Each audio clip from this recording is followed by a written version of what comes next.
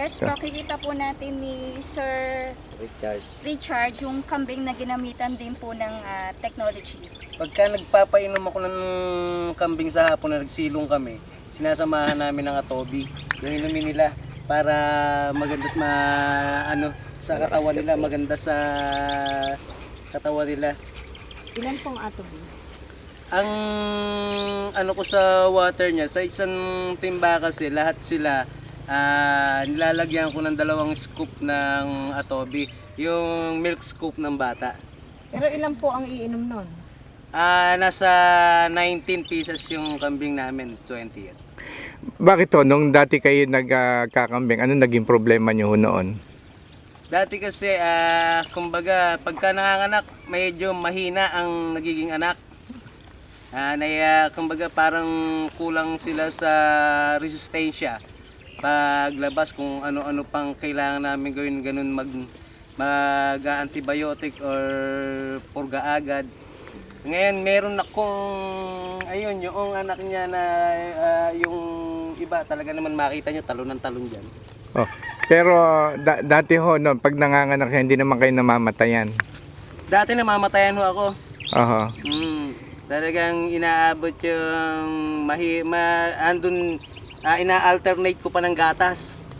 Ganon, nagbumibili pa, hindi magastos. Bakit kinukulang ho siya sa gatas dati? Yung kinukulang sa gatas ang ano. Ngayon ho? Ngayon hindi na, malakas sila magpadede ngayon, hindi katulad noon na yung iba walang gatas kaya ayaw agad magpapadede. Hindi ba ho alam natin ng goat's milk is next to mother's milk, edi nakakabahagi pa kayo ng gatas dyan. Ano yung pinapasteurize nyo pa? Hindi na? Hindi na po. Yung dati ho, pag kumuha kayo ng gatas niya, may amoy, yan ho. Ngayon, nung nagagamit yung atobi, ngayon, hindi na siya maamoy na gano'n. Kahit sa dumi nila, hindi naman ho maamoy. Basta inaluan nyo yun ng atobi sa inumin. nasubukan nyo ho ba magkatay niyan? Yung naka-atobi ba? Yung last Paglalaking yung native na lalaki ho. Di ba ho, paglalaki daw Anggo, sinasabi nila. Wala naman hong natural lang yung amoy. Hindi siya ganun na katulad nung normal na damo-damo lang na yung anggo niya talagang amoy na amoy nyo. Ngayon hindi naman ho ganun ang ng kambing simula nung nag-atobi? Napansin nyo ba sa mga anak niya nung ipinanganak? Mabilis ba siyang lumaki ngayon? Bumigat? Sa ngayon talagang yung mga anak nila masigla. Ayun yung yung tag-isa sila ng anak. Dati-rati pagka nanganganak, hindi sumasama sa labas yung Placenta po. Yun. Hindi, pati yung anak niya, hindi mo mapapatakbo agad-agad na So parang mahina pa ho sila. So sa ngayon po, yung nag-technology na kayo, maganda naman ang Mas mabilis tumayo. resulta ng niya. Mas mabilis makatayo po pag bagong panganak. Bagong panganak. Mas ibig sabihin, masigla ho. pagkapanganak ho, tumatalon-talon na ho ba siya? Ganun ang parang saglit lang, hindi katulad dati, hihiga ang anak nakahiga lang. Ngayon kaya niya nang tumayo agad na medyo lumalakad-lakad. Mga ilan days makita nyo, bumubuntot na sa ina niya. Ayun o. So, doon sa mga nag-aalaga ng kambing, mukhang marami sa inyo matututunan, ano ho? Yun, isubok nila talaga sa inumin ng kambing, lalo't pag nagsisilong sila sa hapon. Ganun Nila na atobi. Ito, 1 week. Ito ho?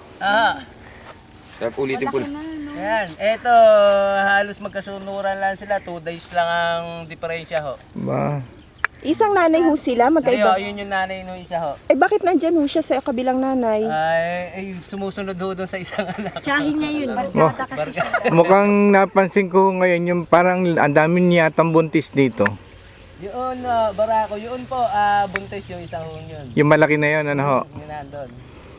Ito po barako. Barako yung isang malaki po. Ito ang nandito sa kaliwat kanan. Yung nasa gitna niyan, lalaki po.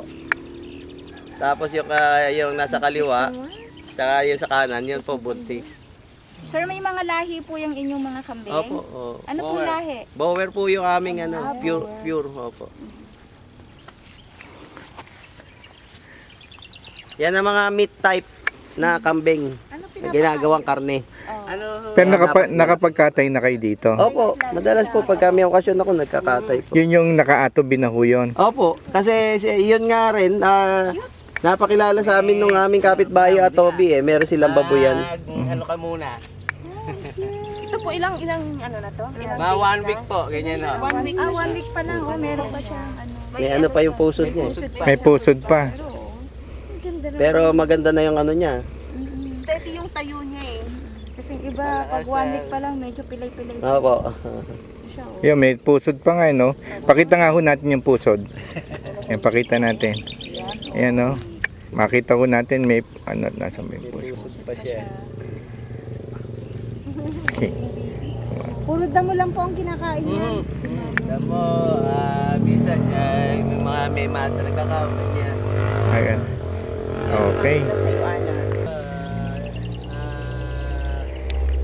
Nakabot ng 4 to 5 4 to 5 months. 4 to 5 months. Mga 30 kilos ho. 30 kilos na yon. 30 kilos na. Kasi upgraded sila eh. 4 to 5 months. Kapangkatay, ano na siya. O, meat type po. Meat type. 30 kilos, 30 pataas na yun. So, mga 3 to 4 months ho. Damo lang yon. Nung wala pang atobi ho, normally gano'ng katagal? Totoo lang yung iba kasi payat, matagal, kumbaga hindi sila ganun magana na ano. Kumain. Oo. So, ngayon ho, yung Yung mga naka-atobi, kahit yung nanay, yung hindi ko na atobi, payat kahit yung ina nagpapadede, masyadong payat. Hindi katulad niya, no? Tsaka ito, magaganda yung ano. So, kaya mga maaga. So, kalakaran ho, yung 3 to, mga 4 months, medyo mahirap i-attain yun to get 30 kilos. Kung walang Yung kalakaran yung kung walang atobi. Tapos yung karne ho, may ano ho lasa nung karne?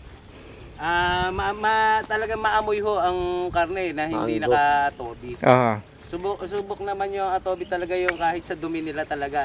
Hindi maamoy ho. Pero yung lasa ho nung karne nung niluto yung naka-atobi at hindi naka-atobi. Lasa ho, yung lumalasa rin ho kahit paano yung anggo kasi pagka walang atobi. Aha. Pero pagka naka-atobi ho, talagang naaalis niya yung anggo ba na tinatawag sa Yung amoy ho. Pero yung lasa ho ng karne, yung texture, yung tenderness, juiciness. Masarap ho, maayos ho. Kahit na yung pinapaitan niya. Aha. Masarap karne ng masarap yung laman loob. Pagka yung ano nakataw. Yung last time na kinatay namin gano'n. Gana, nagugutom tuloy ako. Sige ho. Naandito naman po tayo sa may tupa pa pala ho si Sir Randy. So marami pala siya ditong alaga. And marami kaming livestock na ginagamitan namin ng atobi. Ang tupa. Ganun din sa inumin din po. Doon hinahalo yung atobi ho. Yan tupa ho, talagang ang anggo niya matindi ho. At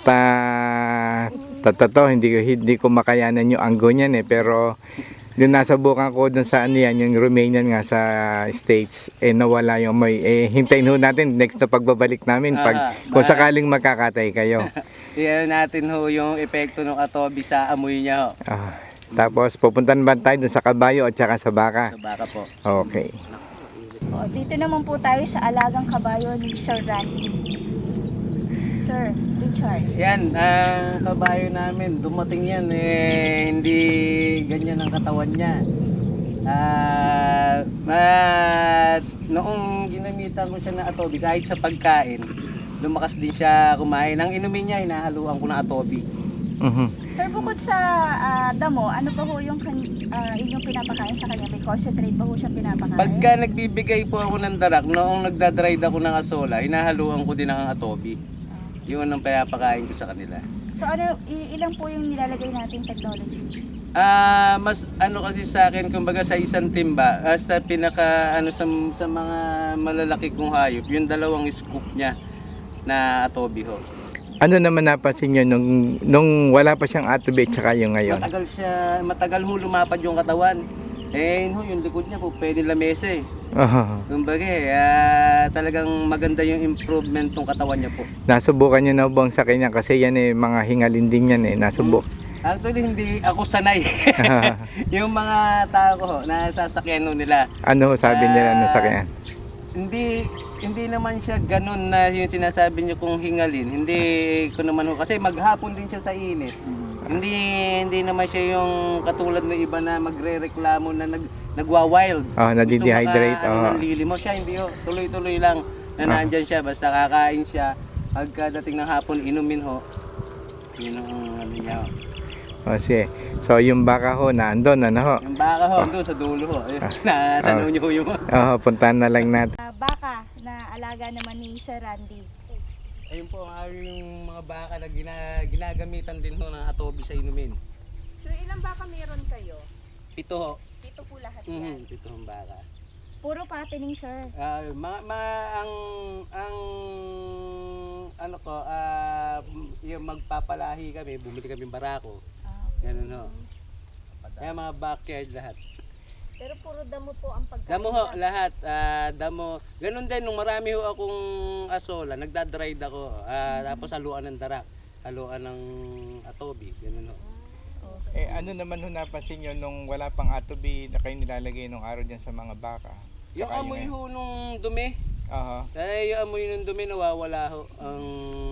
Nung may atobi na siya na ano, nawawala. Tapos lumalapad po. Ano no, maganda yung katawan niya. Hindi pagka noon kasi yung iba namin kailangan every 3 months or 6 months magpupurga ka pa. Ngayon hindi ho ako nagpupurga. Wala nang purgahan, sir. Wala akong purgahan. Oo. Ayun. Yung baka ho kalimitan niya nagtatai yan eh.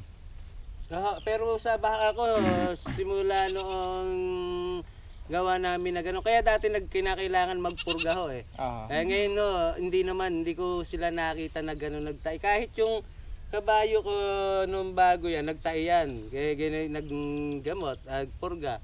Pero ngayon hindi na ho siya nagtatay. Sa kabuuan po, ilan lahat ng baka nyo, tsaka ano ng mga edad nila? Yung baka ko meron 1 taon, meron 1 taon mahigit, 2 taon, ganun ho. 7 piraso ho sila, 6 na babae, 1 lalaki. Normally ho yan, mga ilang buwan ba ho bago maibenta? Tsaka ano yung timbang niyan? Yung pagbenta kasi hindi pa ho namin nasubukan. Nung gusto lang muna namin maparami at mapaganda yung itsura ng mga baka po. Kaya yung ang ano namin magpaanak, ganun muna ho. Normally kasi sa standard ng pagkakate, lalo meat type, binebenta yan for 1 year muna hanggang sa makatimbang siya ng 300 plus. Yan po. 300 plus kilos po. 300 kilos. 1 year mahigit 1 po. year mahigit po.